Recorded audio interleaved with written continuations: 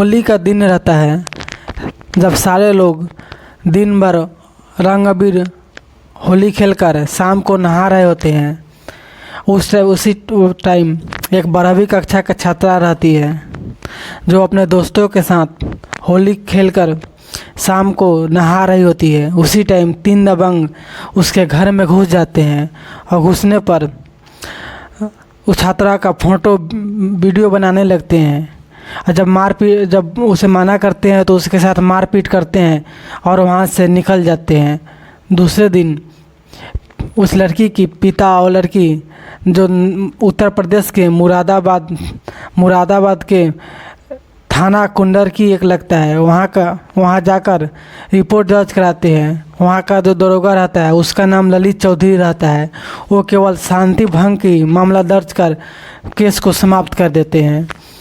ये दरोगा को कांड है, उसे सबक लेना चाहिए और आगे ऐसा ना हो उसके एक्शन लेना चाहिए। इतना ही नहीं, तब दूसरी ये आती है कि उसे सबक ना लेने के बावजूद तब दूसरी कांड ये होता है कि एक महिला कांस्टेबल आती है जो एक एसपी के पास पहुंचता है और उस दरोगा के खिलाफ यौन शोषण और शारीरिक संबंध का मामला दर्ज कराते हैं। उसके बाद गुस्साए एसपी ने उसके खिलाफ एक्शन लेना स्टार्ट करता है और महिला थाना में अपील करता है कि इस कांस्टेबल को न्याय मिले। तो थाना अध्यक्ष यानी दरोगा को अपना पद छोड़कर भागना पड़ता है। कहानी शुरू होने से पहले आपसे एक रिक्वेस्ट है कि अगर आप चैनल पे नए हो तो चैनल को सब्सक्राइब कर लीजिए ताकि मेरा हौसला बढ़ता रहे और बेल आइटम दबाना ना भूले। कहानी इस प्रकार है। सुबह 7 बजे का टाइम था।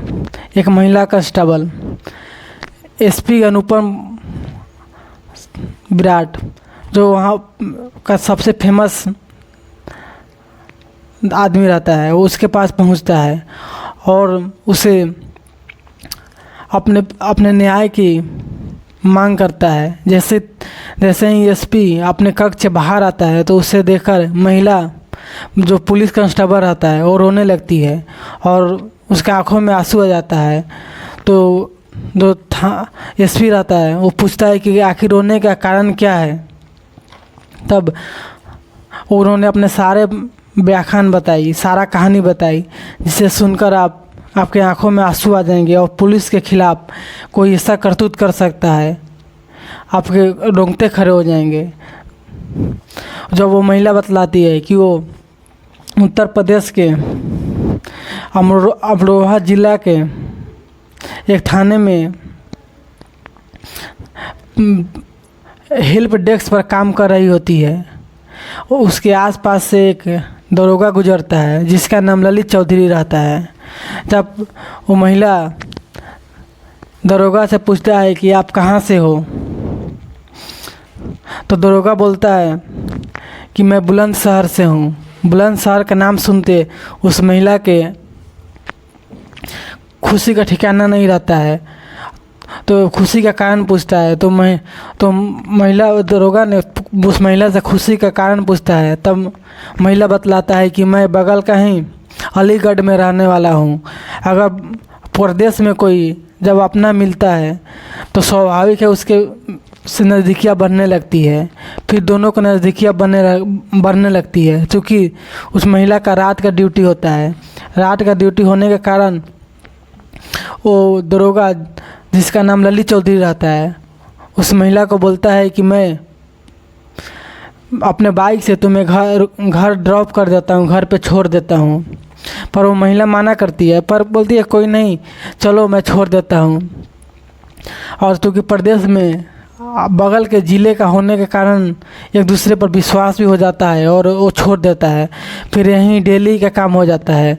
डेली कोई ना कोई बहाना करके वो दरोगा वो महिला कांस्टेबल से बात करता है और डेली रात को उसके घर पे छोड़ता है। क्योंकि महिला कांस्टेबल देखने में बहुत अच्छी रहती है, आकर्षित रहती है।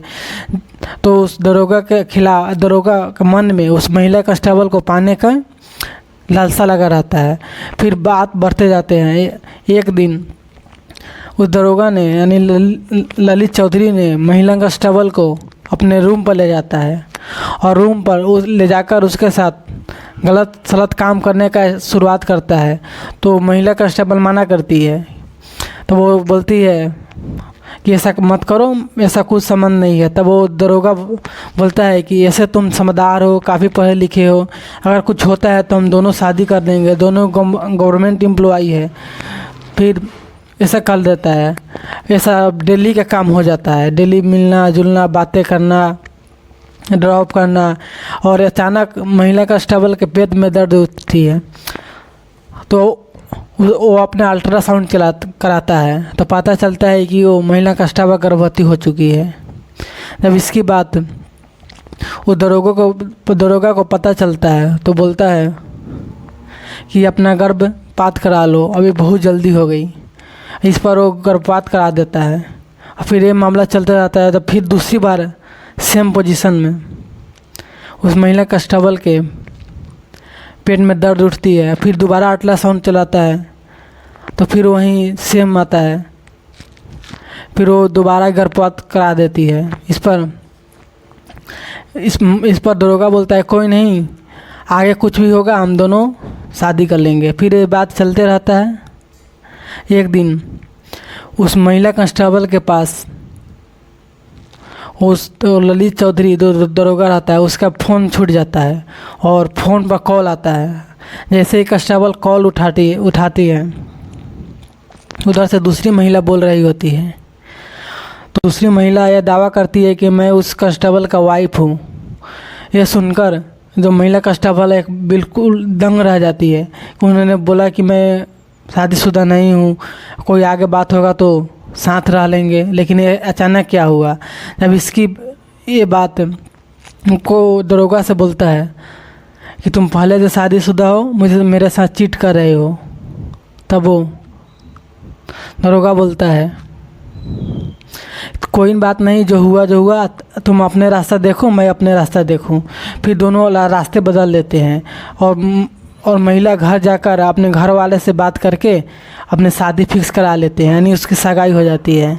जब ये बात थाने में उस दरोगा को पता चलता है कि इस महिले का शादी फिक्स हो गया, तो उसके साथ मारपीट करता है और बोलता है कि मेरे मर्जी के खिलाफ तुम कैसे एक कदम उठा ली। और फिर धीरे धीरे बात बढ़ने लगता है और सब कुछ सही चलने लगता है। फिर पहले जैसा ही उसके साथ संबंध बनाना, मिलना जुलना, ये सब सिलसिला चालू रहता है। और जब तीसरी बार ऐसा ही प्रेग्नेंट होती है, तो दरोगा बोलता है कि फिर से गर्भपात करा लो। तीसरी बार गर्भपात करा लेती है, लेकिन वो महिला कांस्टेबल अपने इस बात की चर्चा अपने दोस्तों के साथ करती है। तो दोस्त सलाह देती है कि तुम जो उच्च अधिकारी है उसके पास जाओ, उससे शिकायत करो, तो ताकि एक्शन लिया जाए। और अपने दोस्तों के सलाह मानकर जो महिला कांस्टेबल होता है अपने उच्च अधिकारी के पास जाता है।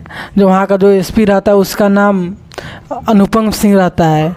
अनुपम सिंह को बतलाता है कि वह मझौला थाना हाईवे के निकट में हेल्प डेस्क पर पोस्ट पर तैनात है। वो सुनते ही पूरे घटना को सुनने के बाद अनुपम सिंह वहाँ का एसपी होता है, वो महिला थाना में कॉल करता है। और महिला थाना में कॉल करने के बाद बोलता है कि एक जो कांस्टेबल है जो आपके पास भेज रहा हो उसकी बात सुनिए और पूरी मामला को जांच करिए। जब वो महिला थाना में जाता है तो इसकी खबर वहाँ जो दरोगा होता है ललित चौधरी, उसको पता चलता है और वो अपने पोस्ट छोड़कर वहाँ से फरार हो जाता है। और वो पता ना कहाँ अब मतलब यूपी छोड़कर भाग जाता है। और यह महिला थाना FIR दर्ज करके उस ललित चौधरी के खिलाफ कार्रवाई जारी है और उससे पूछताछ पकड़ने के लिए लगातार छापामारी हो रही है। यह पूरा कहानी सुनाने का मकसद किसी को दोषित करना या किसी को भ्रमित करना नहीं है, बल्कि आपको जागरूक करना है।